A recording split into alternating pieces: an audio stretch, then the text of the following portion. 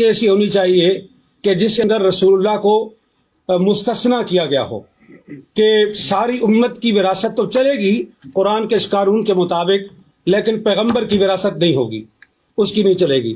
تو لہذا قرآن کریم کے خلاف ہے یہ چیز کہ رسول اللہ کی وراثت نہیں تھی، اور قرآن نے ان کو یہاں سے خارج نہیں کیا۔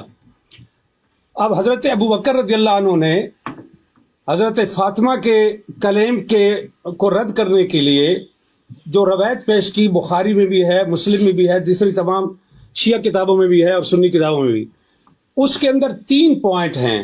ابھی دونوں علماء نے، دونوں سکالرز نے وہ حدیث پیش کی ہے، میں اس کی تفصیل میں نہیں جاؤں گا، وقت کم ہے۔ اس کے 3 اجزاء ہیں۔ پہلا جز یہ ہے کہ انبیاء کسی کے وارث نہیں ہوتے، یعنی وہ اپنے والدین کی وراثت نہیں لیتے۔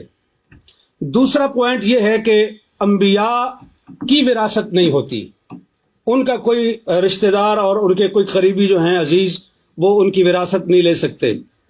اور تیسرا پوائنٹ یہ ہے کہ جو کچھ انبیاء چھوڑتے ہیں وہ صدقہ ہے۔ اب یہاں سوال یہ ہے کہ انبیاء کی وراثت نہیں ہوتی، تو رسول اکرم صلی اللہ علیہ وآلہ وسلم نے اپنے والد گرامی حضرت عبداللہ بن عبد المطلب کی وراثت لی ہے۔ اس میں 3 چیزیں تھیں۔ ایک وہ ان کا مقام تھا جو ان کا آبائی مقام تھا، دوسرا ام ایمن جو لونڈی تھی، اور تیسری چیز جو ہے وہ تلواریں اور اونٹنی تھی۔ بعض کہتے ہیں ایک سے زیادہ اونٹ تھے، بعض کہتے ہیں ایک تھے، چلو ایک ہی صحیح، ہم ایک ہی پر اکتفا کرتے ہیں۔ تو یہ وراثت تھی رسول اللہ کے والد کی۔ رسول اللہ نے یہ وراثت اپنے والد سے لے لی، تو یہ کیسے وہ کہہ سکتے ہیں کہ انبیاء وراثت نہیں لیتے؟ آپ بچپن میں وراثت لے چکے، اور نبوت ملنے کے بعد آپ نے کہا ہم کسی کے وارث نہیں ہوتے۔ یہ دونوں باتیں ایک دوسرے کے متضاد ہیں، یہ قول اور یہ عمل، یہ دونوں ایک دوسرے کے خلاف ہیں۔ تو رسول اللہ نے اپنے والد کی وراثت لی ہے، لہٰذا یہ بات درست نہیں کہ انبیاء کسی کے وارث نہیں ہوتے۔ دوسری چیز ہے کہ انبیاء کی اولاد جو ہے اس کی کوئی وارث نہیں ہوتی، وہ وارث نہیں ہوتی، تو وہ وارث سلیمان و داؤد۔ اور حضرت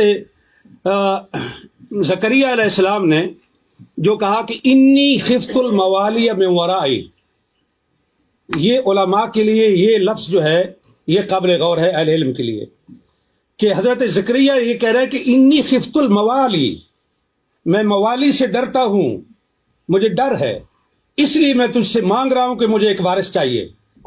اب یہاں جو سکالر یہ فرماتے ہیں کہ یہ وراثت علم کی وراثت تھی، نبوت کی وراثت تھی، تو خفت الموالی کو آپ کہاں لے کے جائیں گے؟ کیا حضرت زکریہ کو اپنے موالی سے یہ ڈر تھا کہ وہ میرا علم چھین لیں گے، میری نبوت چھین لیں گے؟ انہیں ڈر اس چیز کا تھا کہ جو میری پراپرٹی ہے اور جو میری جائیداد ہے، میرے بعد میرے موالی اس پہ قابض ہو جائیں گے، اور اسی لیے انہوں نے یرثنی و یرث من آل یعقوب یہ انہوں نے مانگا۔ اور اسی چیز کو حضرت فاطمہ نے حضرت ابو بکر کے سامنے یہ پیش، وہ صحیح معنوں میں موالی تھے، ہماری پنجابی زبان میں موالی کہتے ہیں، موالی لو۔ مفتی صاحب ذرا سے اگر خلاصہ کر سکے۔ جی بالکل خلاصہ کر۔ پچھلی ساری کتاب تو گزارش یہ ہے کہ یہ ہے قرآن، اور یہ کہہ رہے ہیں ڈاکٹر علی کے وقت نہیں ہے تو میں اس کو مختصر کرتا ہوں، صرف تاریخی لحاظ سے ایک چیز پیش کر کے، کہ حضرت ابو بکر اور حضرت عمر کے دور میں گورنمنٹ کے قبضے میں رہا فدق۔ حضرت عثمان نے سارا مروان کو بخش دیا۔ اگر مسلمانوں کی پراپرٹی تھی تو تیسرے خلیفہ کو یہ حق کس طرح تھا کہ وہ مروان بن الحکم کو سارا دے دے؟ پھر حضرت عثمان کے بعد امیر شام معاویہ بن ابی سفیان کا دور آیا، انہوں نے حضرت عثمان کے بیٹے اور حضرت مروان کو اور اپنے بیٹے کو، ان 3 کے درمیان فدق کو تقسیم کیا جناب معاویہ بن ابی سفیان نے۔ عمر بن عبدالعزیز آئے، انہوں نے اور پھر مروان نے یہ جائیداد وراثت کے طور پر اس کی اولاد کو پہنچی، عبدالعزیز بن مروان کو، اور اس کے ذریعے سے حضرت عمر بن عبدالعزیز تک پہنچی۔ عمر بن عبدالعزیز نے سارا فدق جو ہے وہ اولاد فاطمہ کو واپس کیا، یہ کہہ کر کے کہ یہ ان کا حق ہے، ان کے ساتھ زیادتی ہوئی ہے۔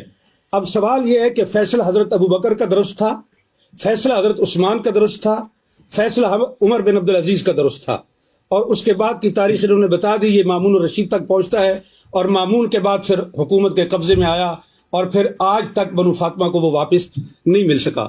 تو یہاں میرا پوائنٹ یہ ہے کہ یہ جو حدیث پیش کی جاتی ہے یہ قرآن کے خلاف ہے۔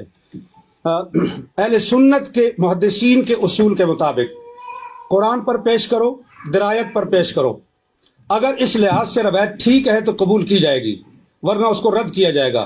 بخاری کے اندر روایت آنے کا یہ مطلب نہیں ہے کہ ہم اس کو آنکھیں بند کر کے قبول کر لیں، یہ روایت قرآن کے شریعت خلاف ہے۔